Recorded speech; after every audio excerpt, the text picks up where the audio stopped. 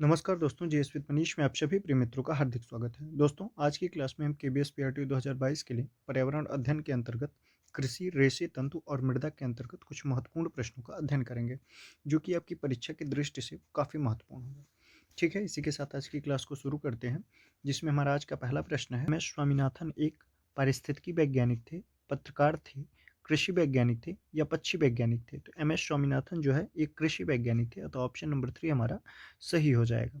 M S Swaminathan का पूरा नाम क्या था? तो एम एस स्वामीनाथन का पूरा नाम मनकोम्बु संबाशिवन स्वामीनाथन था। यह भारत के हरित क्रांति के जनक माने जाते हैं, तो ऑप्शन नंबर 3 हमारा इस प्रश्न का सही आंसर हो जाएगा। अगला प्रश्न देखेंगे। हमारा अगला प्रश्न कह रहा है, एक मार्क का संबंध है गुणवत्ता से, पैकेजिंग से, संसाधन से या उत्पादन से? एक मार्क का संबंध गुणवत्ता से है, तो ऑप्शन नंबर 1 हमारा इस प्रश्न का सही आंसर हो जाएगा। अगला प्रश्न देखेंगे। हमारा अगला प्रश्न कह रहा है, निम्न में रवि की फसलें हैं धान और चना, गेहूँ और मक्का, मक्का और धान या चना और गेहूँ। तो इन दिए हुए विकल्पों में से हमारी रबी की फसलें कौन सी हैं?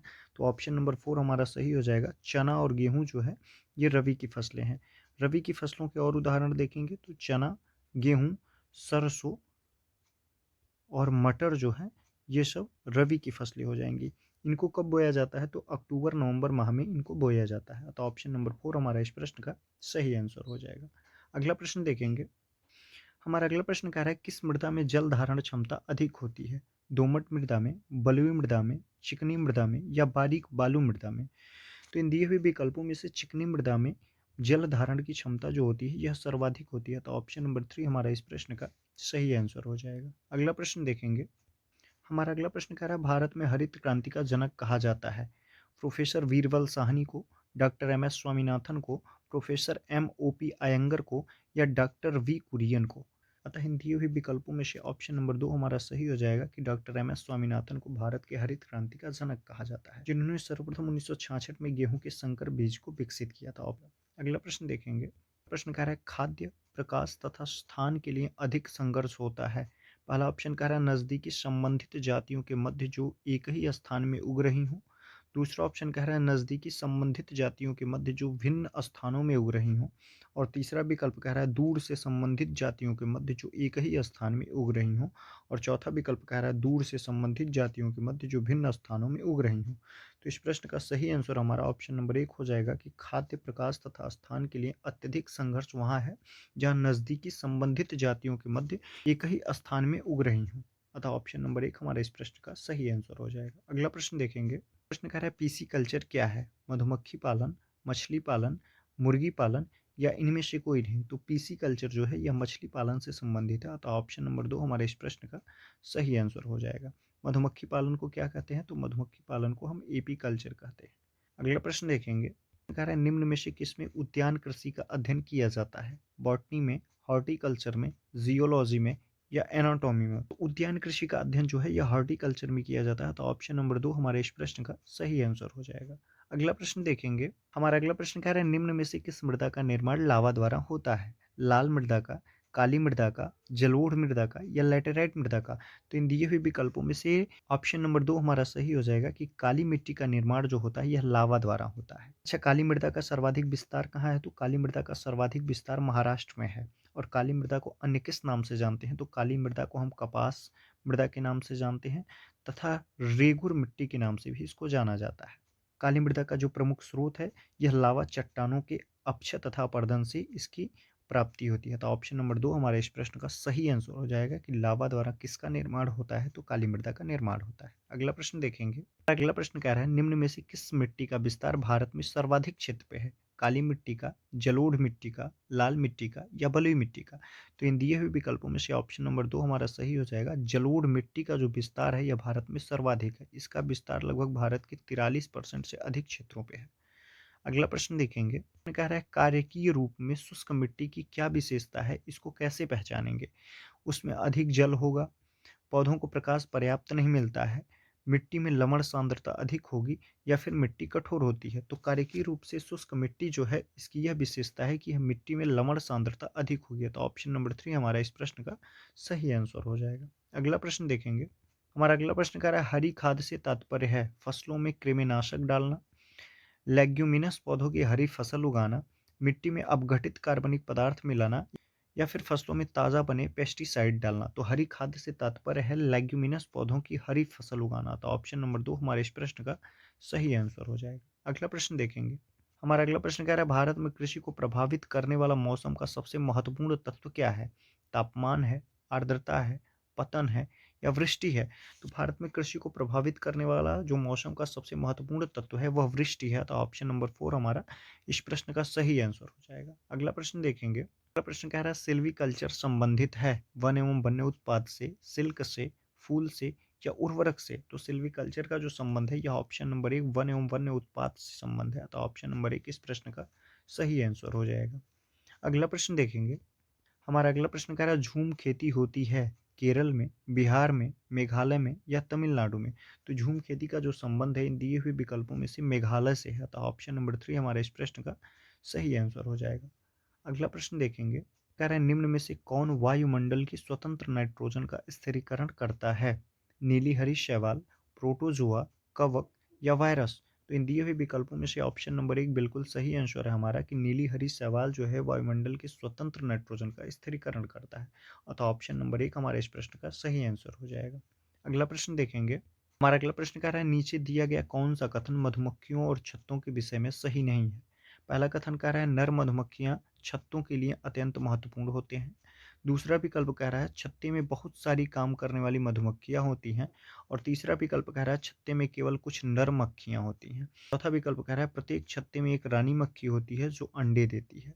तो इन दिए हुए विकल्पों में से जो कथन हमारा सही नहीं उसे छांटना है। पहला विकल्प कह रहा है कि नर मक्खियां छत्तों के लिए अत्यंत महत्वपूर्ण होती हैं। तो यह कथन हमारा गलत हो जाएगा क्योंकि नर मक्खियां जो होती हैं यह छत्ते के लिए अत्यंत महत्वपूर्ण नहीं होती हैं।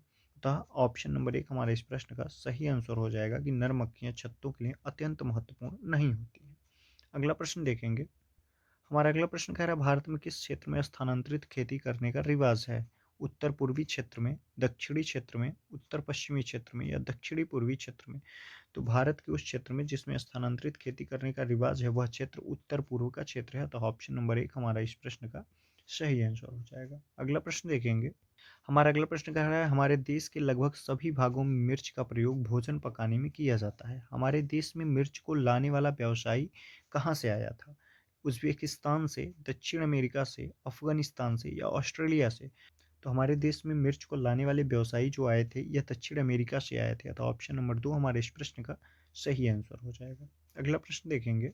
अगला प्रश्न कह रहा है झूम खेती में अपनाई जाने वाली पद्धति के विषय में नीचे दिए गए कथनों पर विचार कीजिए और इनमें से दिए हुए कथनों को हमें छांटना है कि इन 4 कथनों में से कौन सा कथन सही है। ठीक है, पहला कथन कह रहा है एक फसल प्राप्त करने के बाद जमीन को कुछ साल तक के लिए छोड़ दिया जाता है। दूसरा कथन कह रहा है इस जगह जो बांस या खरपतवार उग जाते हैं उसे उखाड़ कर जला देते हैं। तीसरा कथन कह रहा है खरपतवार आदि को जलाने पर राख को खाद की तरह काम में लाते हैं। और चौथा कथन कह रहा है जब इस जमीन में खेती की बारी आती है तो बीज छिड़कने से पहले इसे गहरा जोता जाता है। नंबर 4 कह रहा है जब इस जमीन में खेती की बारी आती है तो बीज छिड़कने से पहले इसे गहरा जोत लेते हैं। जो ऑप्शन हमारा गलत हो जाएगा क्योंकि हमको बीज बोने से पहले इसे गहरा नहीं जोतना है। ठीक है, गहरी जुताई झूम खेती में नहीं की जाती है।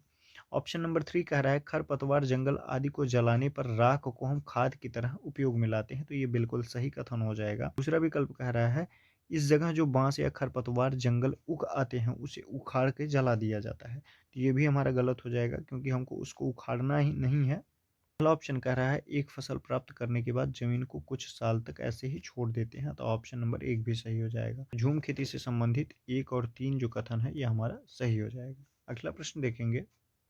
हमारा अगला प्रश्न कह रहा है रमेश की फसल हर साल अच्छी होती है क्योंकि उसके सभी बीजों को समान रूप से सूर्य का प्रकाश, पोषक तत्व और पानी मिलता रहता है। बताइए इसके लिए वह बीजों के बीच में किस बात पर अधिक ध्यान देता है? न्यूनतम उर्वरकों का प्रयोग, न्यूनतम निश्चित समय, न्यूनतम निश्चित दूरी या न्यूनतम लागत? तो रमेश जो है वह न्यूनतम निश्चित दूरी का प्रयोग करता है बीजों के मध्य में। अतः ऑप्शन नंबर 3 हमारे इस प्रश्न का सही आंसर हो जाएगा। अगला प्रश्न देखेंगे। प्रश्न कह रहा है फल सब्जियों के कचरों के द्वारा तैयार की जाने वाली खाद को हम क्या कहते हैं? हरी खाद, उर्वरक, कंपोस्ट या गोबर की खाद? तो फल सब्जियों के कचरों के द्वारा तैयार की जाने वाली जो खाद होती है उसे हम कंपोस्ट कहते हैं। तो ऑप्शन नंबर 3 हमारे इस प्रश्न का सही आंसर हो जाएगा। अगला प्रश्न देखेंगे। हमारा अगला प्रश्न कह रहा है उर्वरकों के बारे में कथन बताइए। पहला कथन कह रहे हैं ये रासायनिक पदार्थ हैं, बिल्कुल सही है। दूसरा विकल्प कह रहा है ज़्यादा उर्वरकों के प्रयोग से मिट्टी की उर्वरता कम हो जाती है, ये भी बिल्कुल सही है। तीसरा विकल्प कह रहा है ये एक पोषक तत्व और बहुपोषक तत्व भी होते हैं, अतः ऑप्शन नंबर 3 भी हमारा सही हो जाएगा। दिए हुए कथनों में से कथन 1, कथन 2, कथन 3 तीनों सही है उर्वरक से संबंधित, अतः ऑप्शन नंबर 4 हमारा इस प्रश्न का सही आंसर हो जाएगा उपरोक्त सभी। अगला प्रश्न देखेंगे। अगला प्रश्न कह रहा है लेग्यूमिनस पौधे मिट्टी में नाइट्रोजन का स्थिरीकरण करते हैं, ये किस तरह के पौधे हैं? गेहूं के, दाल वाले पौधे, धान के पौधे या फिर गन्ने की फसल? तो लेग्यूमिनस पौधे मिट्टी में नाइट्रोजन का स्थिरीकरण करते हैं, यह पौधे जो हैं ये दाल वाले पौधे हैं, तो ऑप्शन नंबर 2 हमारे इस प्रश्न का सही आंसर हो जाएगा। अगला प्रश्न देखेंगे। हमारा अगला प्रश्न कह रहा है पौधे के लिए जल की आवश्यकता किस कारक पर निर्भर नहीं करती है? बीजों की उपलब्धता में, मिट्टी के प्रकार में, ऋतु में या फिर फसल की किस्म में? तो पौधे के लिए जल की आवश्यकता जो होती है यह बीजों की उपलब्धता पर निर्भर नहीं करती है, तो ऑप्शन नंबर 1 हमारे इस प्रश्न का सही आंसर हो जाएगा। अगला प्रश्न देखेंगे।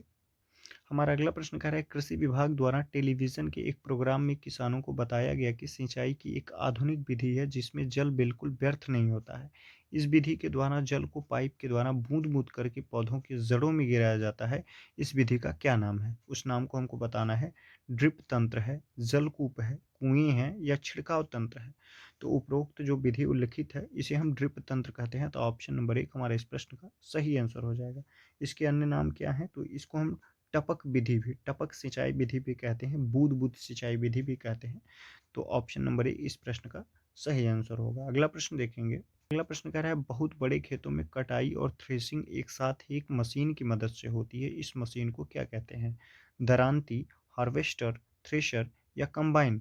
तो बहुत बड़े खेतों में कटाई और थ्रेशिंग एक साथ जो एक मशीन की मदद से होती है, इस मशीन को हम कंबाइन कहते हैं, तो ऑप्शन नंबर 4 हमारे इस प्रश्न का सही आंसर हो जाएगा। अगला प्रश्न देखेंगे। प्रश्न कह रहा है सुमेलित कीजिए। एक तरफ स्थानांतरित कृषि है और दूसरे तरफ उस स्थानांतरित कृषि से संबंधित क्षेत्र है, जिनको हमको सुमेलित करना है। तो लदांग जो है यह स्थानांतरित कृषि किस क्षेत्र में पाई जाती है? तो यह मलेशिया में पाई जाती है, तो एक ऑप्शन नंबर 3 हो जाएगा। दूसरी जो हमारी स्थानांतरित कृषि है झूम कृषि, यह किस क्षेत्र में पाई जाती है? तो यह उत्तर पूर्वी क्षेत्र में भारत के पाई जाती है, मेघालय आदि में, तो ऑप्शन नंबर 4 हमारा ये सही हो जाएगा। तीसरी स्थानांतरित कृषि जो है उसे हम पोडू कह रहे हैं, ये कहाँ से संबंधित है? तो पोडू जो है यह आंध्र प्रदेश से संबंधित है, अतः तीसरा जो है वह पांचवें से संबंधित हो जाएगा। और चौथी जो स्थानांतरित कृषि है इसे हम रोका कह रहे हैं, जो कहाँ से संबंधित है? तो ये ब्राज़ील से संबंधित है, अतः विकल्प 1 हमारा चौथे से संबंधित हो जाएगा। अभी जो स्थानांतरित कृषि है दीपा, इसका संबंध जो है ये छत्तीसगढ़ से हो जाएगा, अतः ये हमारा बिल्कुल सही मिलान हो जाएगा कि लदांग जो स्थानांतरित कृषि है उसका संबंध मलेशिया से है, झूम जो स्थानांतरित कृषि है उसका संबंध भारत के उत्तर पूर्वी क्षेत्रों से है, पोडू जो स्थानांतरित कृषि है उसका संबंध आंध्र प्रदेश से है, रोका का संबंध ब्राजील से है और दीपा स्थानांतरित कृषि का संबंध छत्तीसगढ़ से है। अगला प्रश्न देखेंगे।